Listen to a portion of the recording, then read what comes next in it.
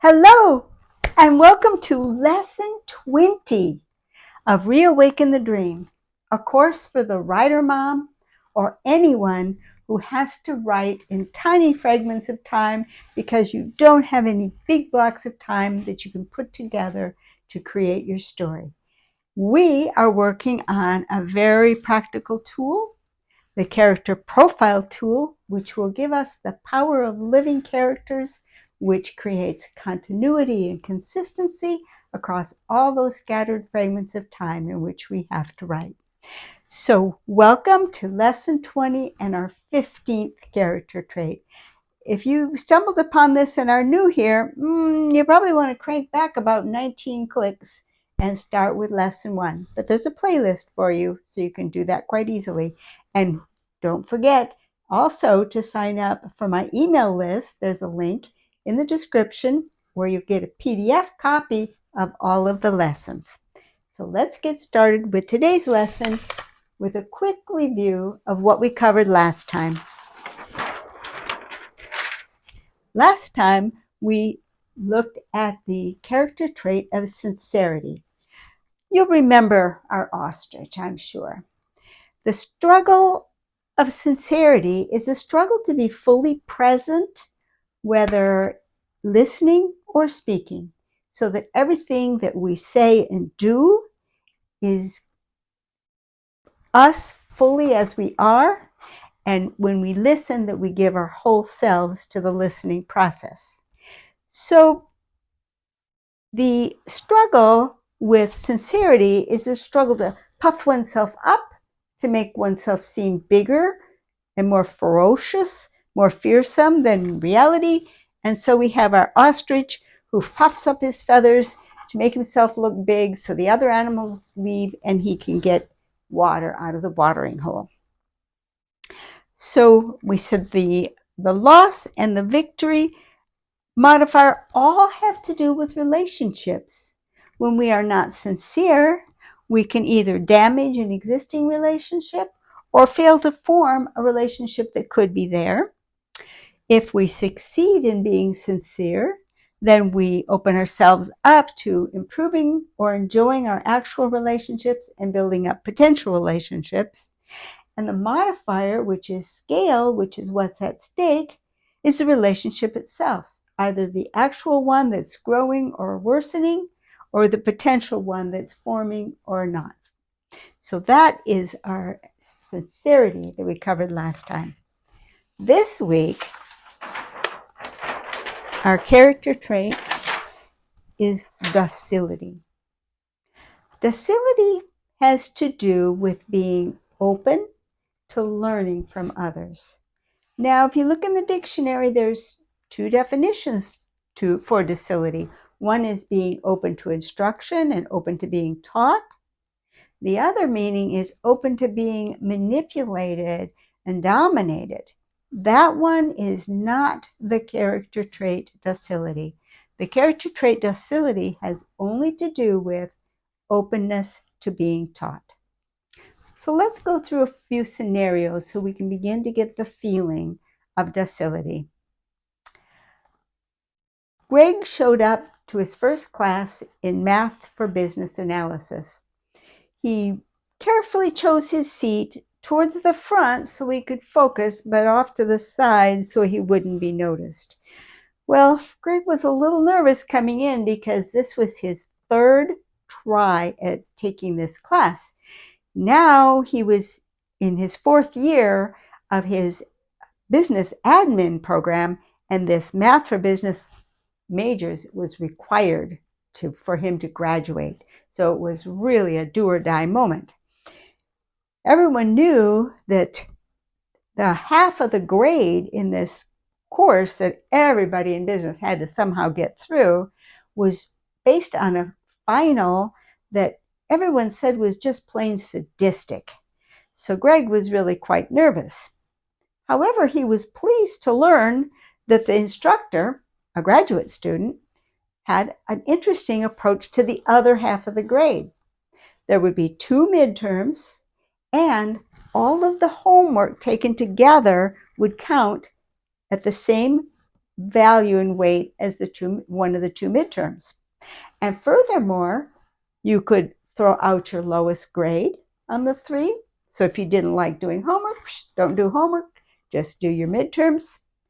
But if you did your homework, there was an incredible offer that you could guarantee yourself 100% on your homeworks, because you get your paper back with the problems marked and commented on that you missed, and then you could correct them, resubmit, and get 100% guaranteed because of this double turn in for your homework assignment.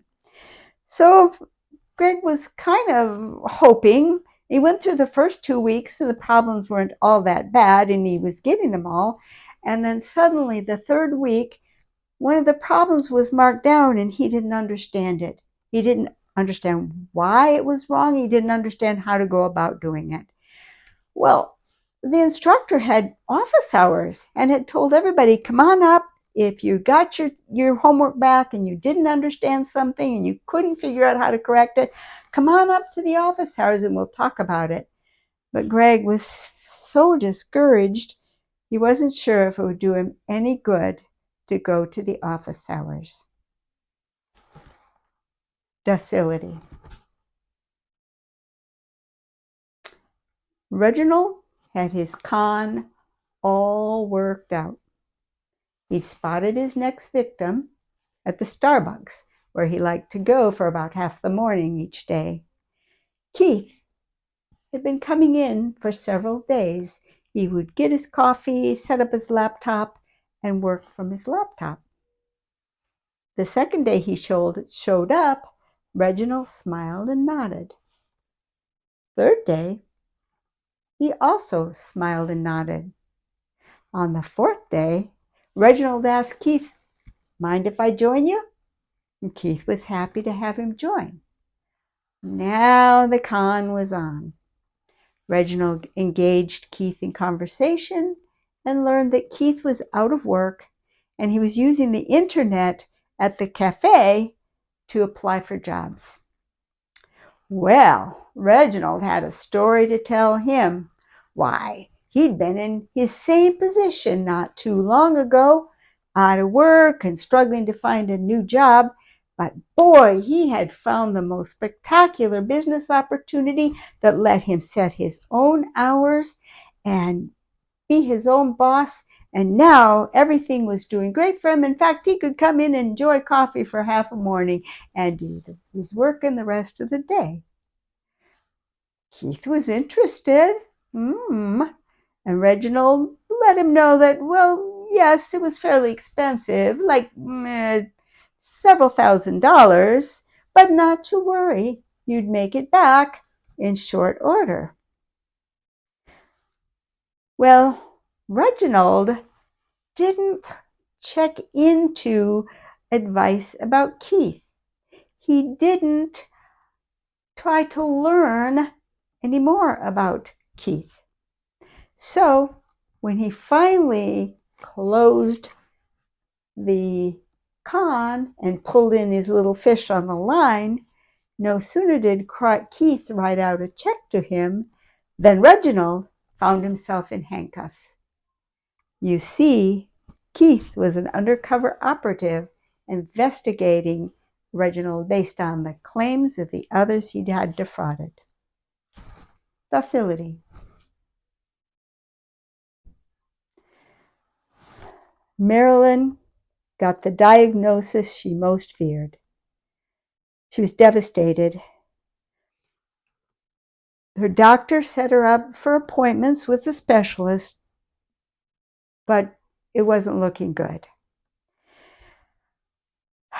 Marilyn got home and she started watching YouTube videos. And she found this clinic that had lots and lots of YouTube videos. Why, the clinic offered hope for people in exactly her position. Now, Marilyn wasn't even sure if she wanted to keep that appointment with a specialist. In fact, she made travel arrangements to go visit the clinic. Her family was very distraught and tried to get Marilyn to look into the clinic, study the clinic more, take their advice, learn more about them. But Marilyn's mind was made up. It was the only hope. She was sure that that was the only chance she had. Docility. Bang! Bang! It went down just the way Pete said it would. Now he had the property, he'd bought it, and he couldn't get the permits. He needed to be able to build on it. What should he do now? Well, he knew I should ask Pete. Pete would know exactly the best possible route. But how could he face Pete after having gone out and bought the dang property against Pete's advice? Docility. Let's take a look at what we mean by docility.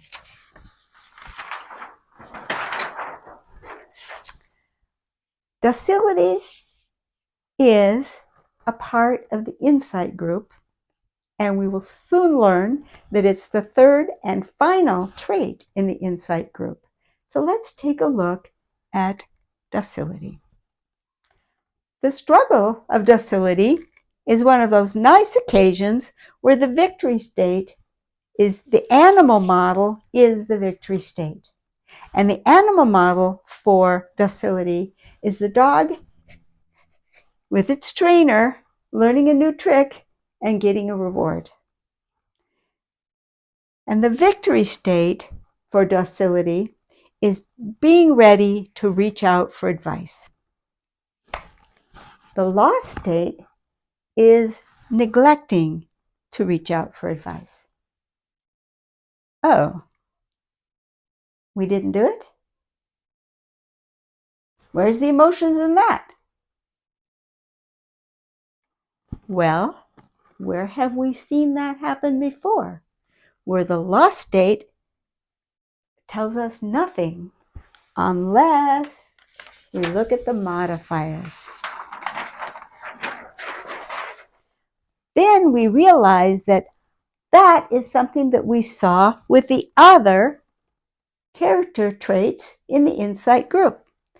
Circumspection and foresight both had no power to bring up the emotions of the lost state until you went into the modifiers and answered the question, why didn't it take place? So what is the it? Circumspection, as we will recall, was looking around, being aware of all of the circumstances in the current state of affairs, the position where the character finds himself. Foresight is looking ahead and projecting the outcome of the choices, what is likely to happen. Both of those traits have to do with the powers of reason, observation, etc. of the character himself. But what happens when you get to the limits of circumspection and foresight?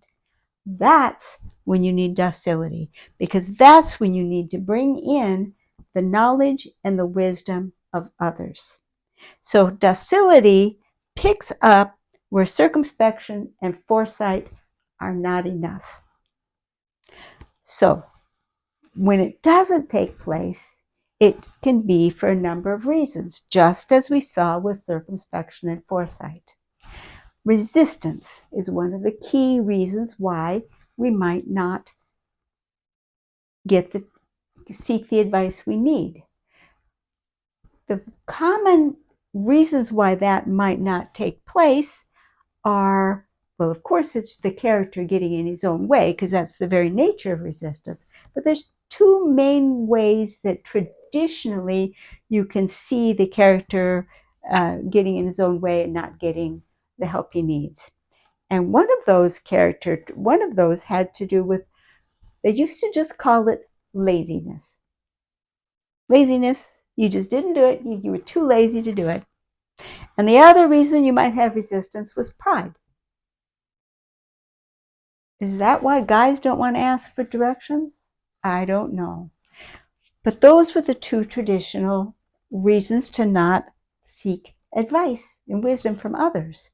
Nowadays, though, it almost seems that there's a third factor which might bring about resistance, which is a question of, but do we trust the sources? Do we trust that if we reach out for wisdom, that we're really going to get wisdom? So that is kind of a new factor that isn't usually seen in the traditional description of resistance. We'll explore that in a moment.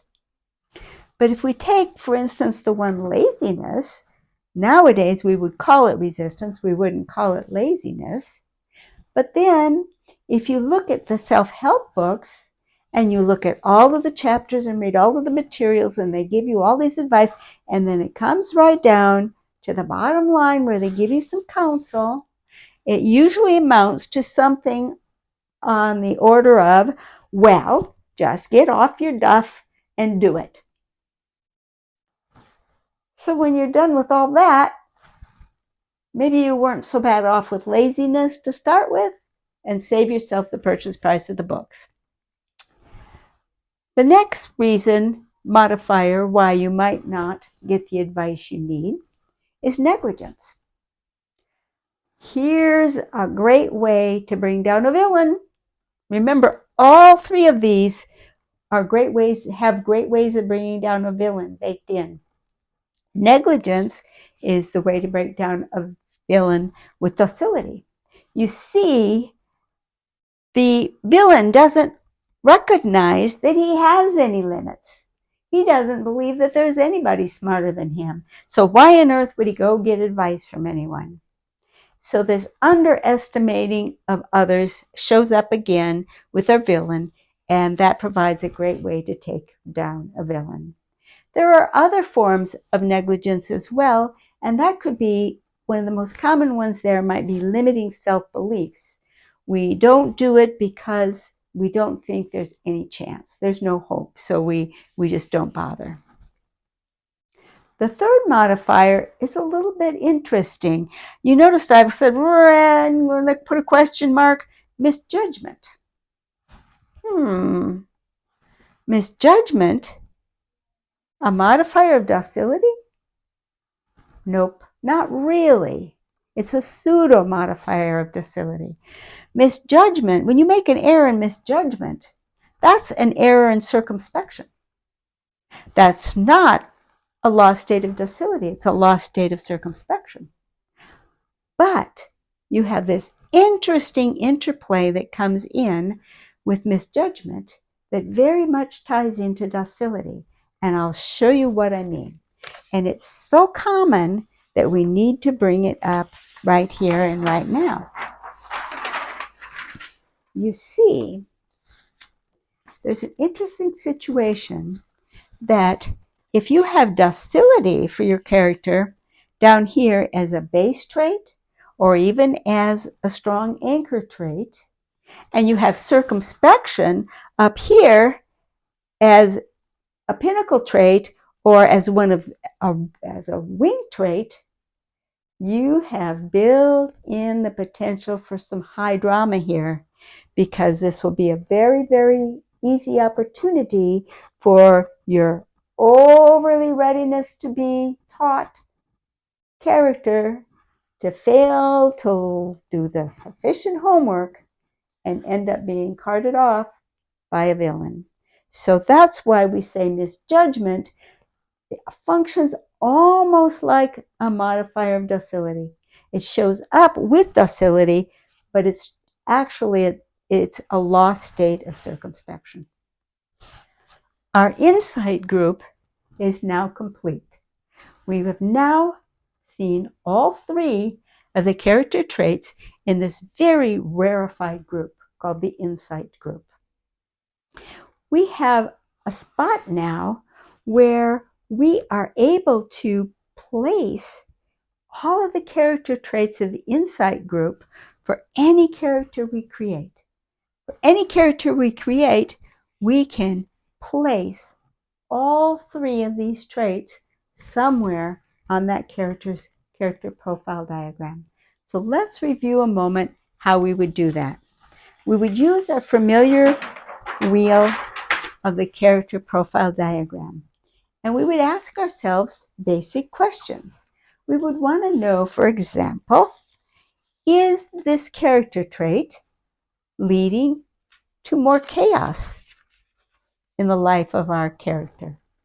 If it's increasing the volatility of our character's life, then it's in the wing position. We could say, well, maybe it's the opposite. Maybe it's increasing the stability of our character's life. If it's increasing the stability, then we know it's an anchor trait. What if it's just something that is just way out of reach for our character? Well, then it's a pinnacle trait. And if it's just a part of the very being and nature of our character, then it's a base trait. And if it's something that's under the conscious awareness and decision-making power of our character, then it's a rudder trait. So now we can take our reference sheets, and here's all three of our insight traits are present now. And so we can do the thing that we talked about. Remember when we talked about how to place the traits that we already know? We just touch each one, circumspection, and we feel in our character, where is this character in terms of being aware of what's going on around him? Feel where that's happening, feel what zone of control it's in, and place it. And when you go through that exercise of circumspection and you feel it, and you feel why that's the correct one, remember to put it down in the memory prompt list so you track the little scenario that goes with it. Then you would do the same for foresight and docility. Since we now have all of the insight traits, we can place them all. So now we've reached the fun second half of our lesson where we talk about the character profile tool. And boy, do we have something fun coming up today.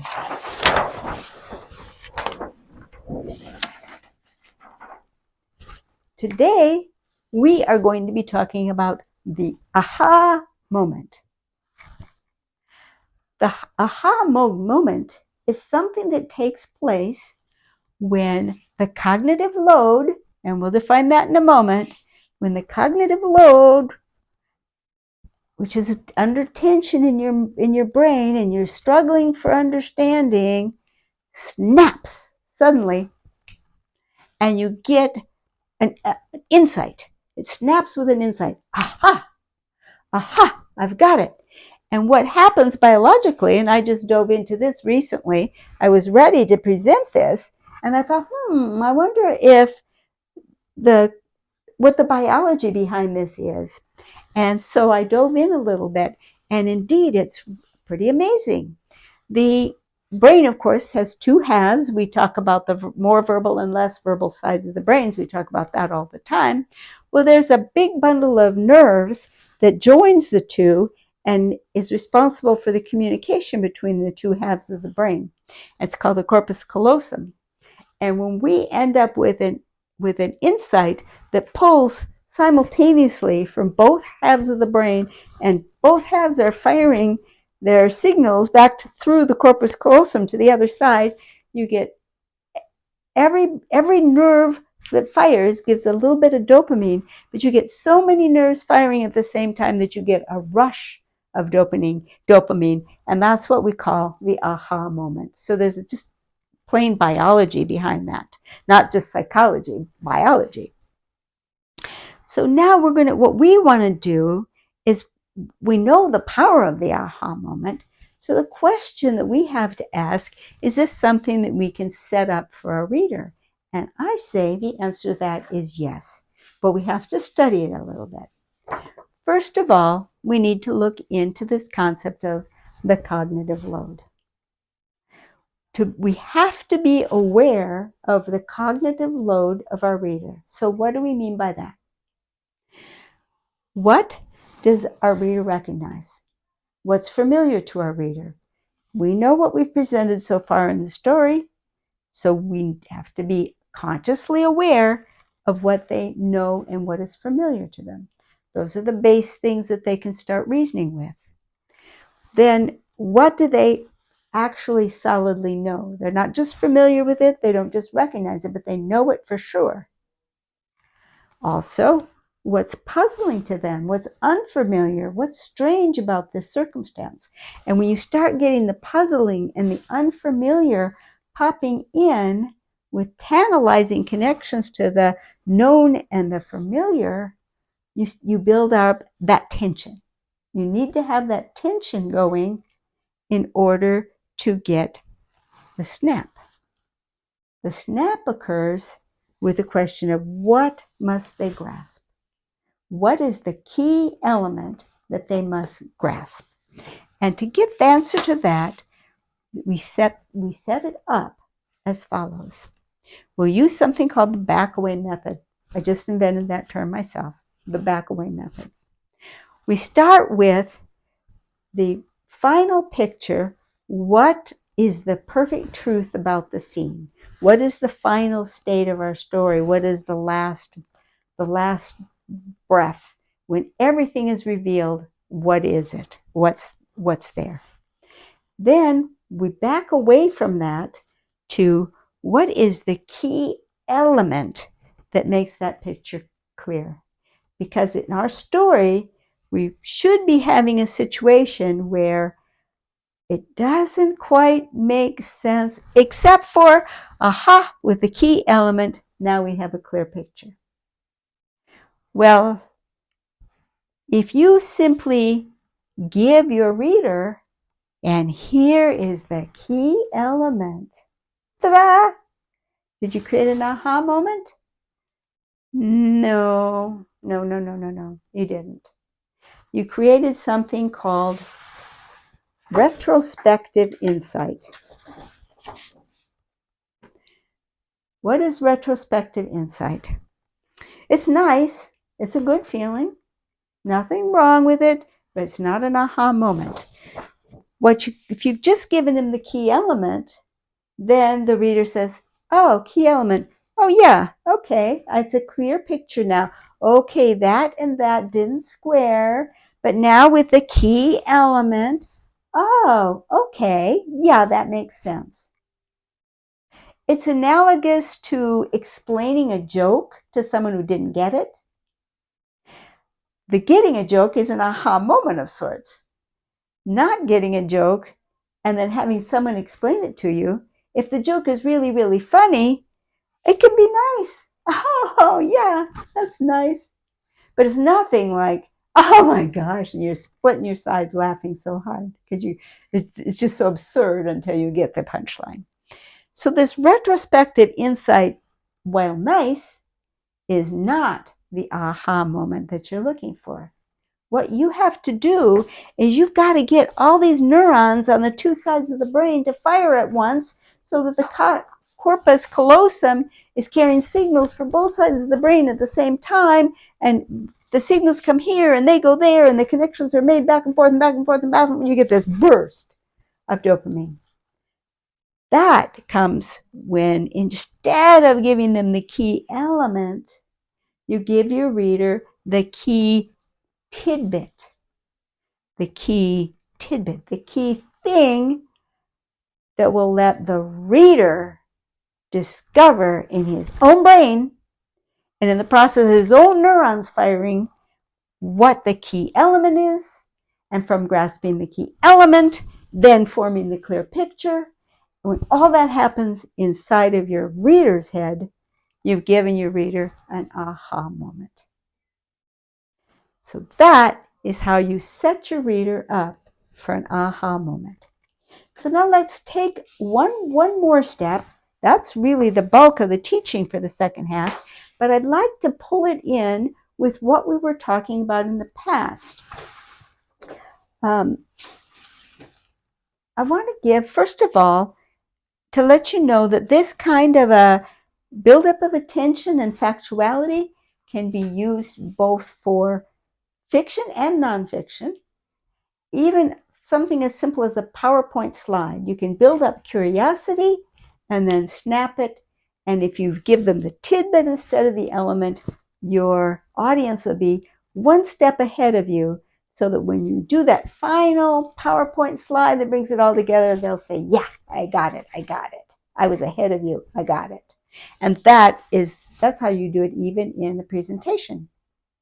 But you can go further. You can put these little tidbit moments all throughout your story with little micro tidbit moments. And I'm going to give you an example of a character Ma calls Sarah. Sarah was thankful that there was enough flour, and now she beat the egg that she had so carefully reserved. Reaching for the sugar canister, she nervously poured out the sugar to the last grain. Oh, there wasn't enough. It was her son's birthday, and she so wanted to make him a cake. Then she spotted a small packet of raisins on the pantry shelf. The cake would be saved. So, in that trivial moment, you see how we didn't give all of the steps. We only gave the tidbit. There's raisins. We left it to the reader to make the various obvious deduction that, oh, raisins are sweet. We could add the raisins to the batter. The sweetness of the raisins would make up for the missing sugar, and we'd still have a good tasting cake. But we didn't spell all that out. That would be insulting to our readers. We just had to give the tidbit, and then the emotions carry through. So you can do that at small scale throughout your story, and that just keeps your reader involvement. If you can keep your reader one step ahead of your explanations, and your explanations are only confirmation of what they understood, you help drive the excitement of reading through the book. And if in the same time you're building those key tension elements for the final resolution, then you've really, really got the makings of a story. So let's pull those two together, because we talked about the character profile transitions and the idea of your story arc being the events of your story, and the emotional arc being the transformation between the character profile diagram at the start and at the end for your character. So we talked about the idea of a big transformational moment at the high point of the story, where we have our character making a leap for a wing trait, preferably at some considerable danger to himself, so we have the suspense element. And now the leap has brought that wing trait into the rudder position. The character is consciously aware of their power of making a decision. The reader is all in because of the suspense of the danger, and now you get to give him the key tidbit that will let you realize the split second before your character makes the right decision, your reader knows he's going to make it because he picked up on that key element. Yes, he remembered, and yes, he made the right choice.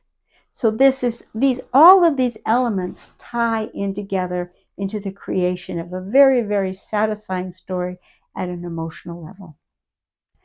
So that's all for today. A quick announcement: if you are right up to snuff watching these the day they come out, then you're going to find out that for the coming 2 weeks, we're doing our promised winter break. So next Monday, I'll have a little short video on December 25th, just basically saying hi and wishing you Merry Christmas or Happy Holidays. 2 weeks from now, another little short video wishing you a Happy New Year. And the next new contact, lesson 21 will pick up on January the 8th. If you're watching this as an evergreen course, don't worry about it. Just keep watching at your own pace. I'll drop those 2 mini guys out of my YouTube channel when they no longer apply. So see you after a 2-week break. Bye-bye.